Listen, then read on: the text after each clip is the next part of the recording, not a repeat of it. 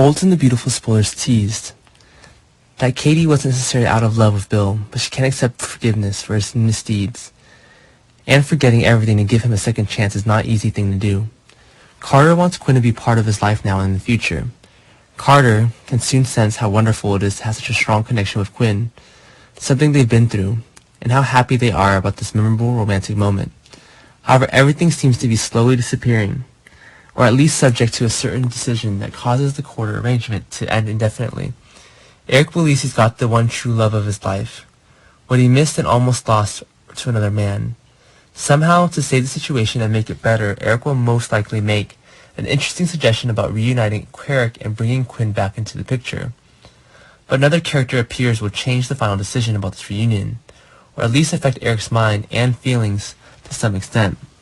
The plot is developing the potential to identify Donna as his boomerang relationship. In recent weeks, Katie has become Eric's confidant.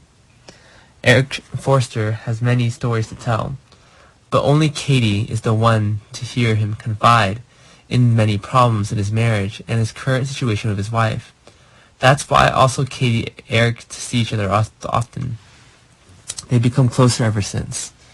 Eric can tell her about the quarter and the issues related to the characters in their story, and Katie will be as shocked as anyone else when she learns Eric allowed his wife to have sex with Carter because he wanted her to feel good. However, the difference in Katie's startling reaction was a stark contrast to Brooke and Ridge's scathing response. This tenderness and respect shows Eric Forster throughout the story he tells. It shows that Katie sympathizes with him more than Forster's children. Meanwhile, Bridge only knows how to criticize Eric about his marriage and insist on how wrong his father's choice was. Eric's awful offers some advice to Katie and says she deserves a great man who appreciates her. There's no further word on whether Katie's pairing is possible, but the implication seems to be potential. Supposedly, if Beatty reunions fails, Katie is free to choose for herself someone she feels appropriate.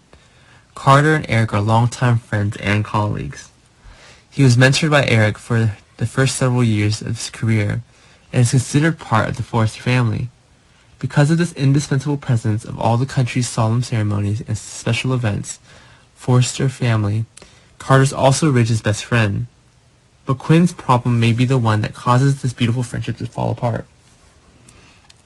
Like Eric, Carter was both photographed by Quinn in her portrait, and both of these men were seen as more of an idealized version of Quinn than a perfect human. In the months that followed, Carter would take Quinn's and Eric's place in his heart, as he suggested sweet, heart-wrenching flirtations. Carter was very fond of Quinn. It's unknown what strong attraction from this woman can make a young man like him passionately pursue to the end, but soon that feeling also quickly fades.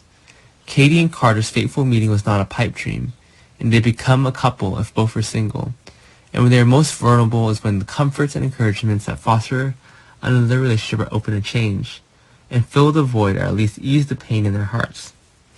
The introductory scene shows the potential of the romance just beginning, and this combination makes more sense than Katie and Eric because it doesn't repeat problems of Eric's quarter because ED remains unresolved.